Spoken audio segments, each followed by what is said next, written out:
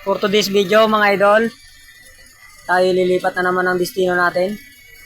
Pupunta naman tayo ng Iraq mga idol, makapalaban na naman ng mangyan. So yan, dahan-dahan lang para hindi tumikalbong. Shout out pala kay Joper Labindao, shout out sa iyo Brad. So ingat-ingat lagi. So yan, napakasimple lang naman yan. Salamat sa panonood mga idol.